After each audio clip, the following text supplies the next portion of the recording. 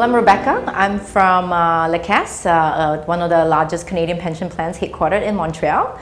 We just started our Asia Pacific headquarters in Singapore in October last year. So just with that, I thought that clearly shows that we're obviously committed and interested in increasing our allocation to Asia. But I think the important thing to think about, especially for investors looking at Asia, is that Asia is not one homogeneous region. Unlike the United States, it's made up of very different countries with different cultures, with different political systems. So for us, we would have to look at Asia in terms of each individual country, from China to India to parts of Southeast Asia, before we can say, which strategies will be the most interesting.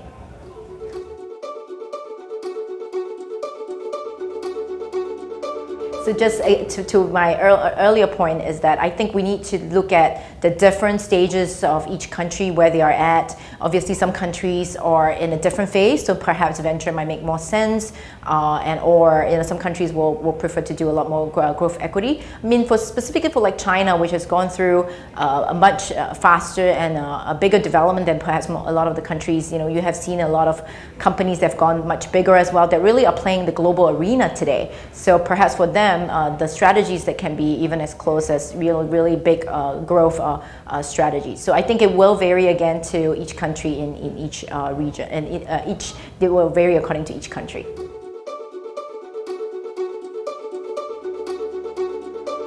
That's a great question. I think that's a very fair comment, because I think many LPs will share the same concern of manager turnover, and I think for us it's very important to form long-term partnerships with whoever we invest with.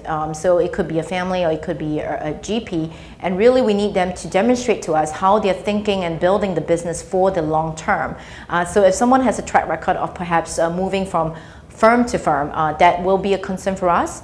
Similarly, how are they motivating and keeping their staff, perhaps in terms of compensation, making sure they have a share of the carry, or in terms of the way they're motivated in sourcing deals and analyzing deals, giving them the opportunity to really take ownerships of the kind of investments that they do. So really we are looking for long-term partners who have sustainability as they build the business.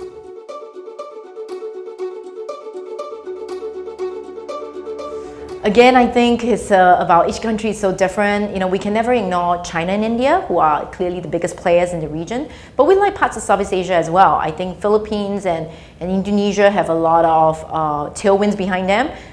Good governments, and they have a strong and growing middle class. So yeah, so we do like Philippines and Indonesia, for example. We like Singapore too, and that's why we have our headquarters here. Singapore, obviously, it's a very small country, but actually interestingly hold a lot of assets from the region in Singapore.